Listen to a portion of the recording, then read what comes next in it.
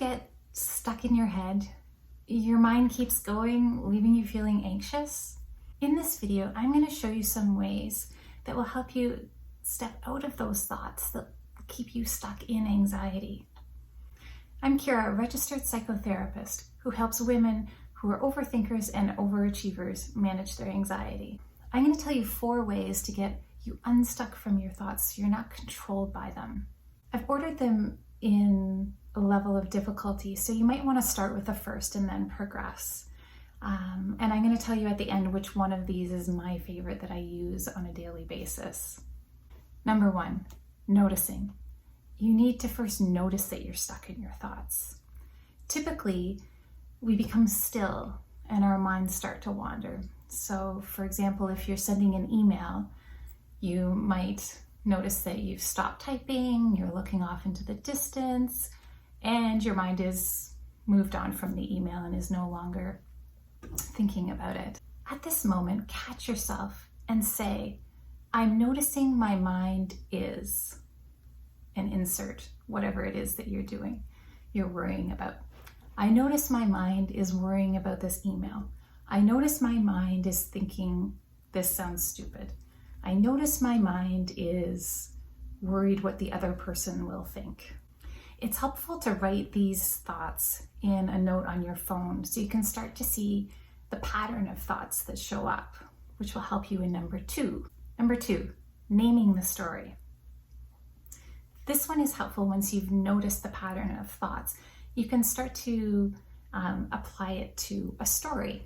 So if it's regarding the email messages that you take forever to write because you get stuck in your head, stuck in your thoughts, you can start to notice the pattern of thoughts that show up. And it might be there's that I'm gonna get fired story, or there's that this sounds really stupid story. Or if the thoughts show up when you look in the mirror, you can say, there's that story about me being ugly, or there's that story about women having to be attractive. Naming the story helps give us just a little bit of distance from our thoughts. So rather than getting pulled around by them, we don't have to react to them quite as much. Number 3 is calling out the bully. You might recognize this one if you have a very loud inner critic, which lots of perfectionists do. This one, it's like we've internalized a bully.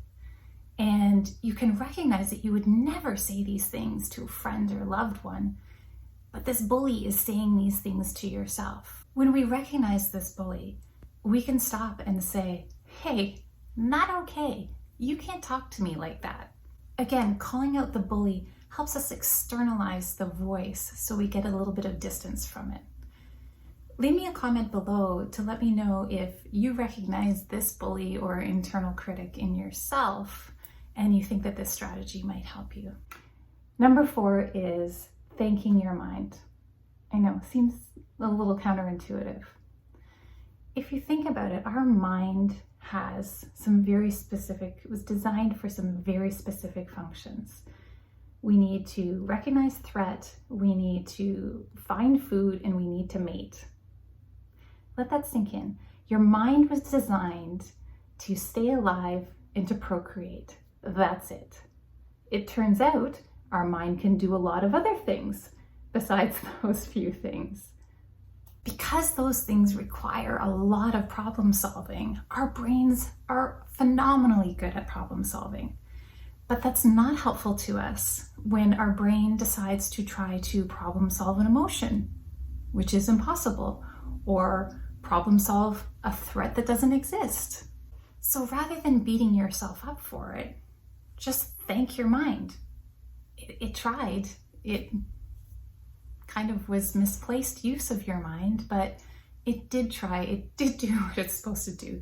So just say, hey, thanks, not helpful. Hey, thanks, mind, but that thought's not useful right now. Just thank it in some sort of way and move on.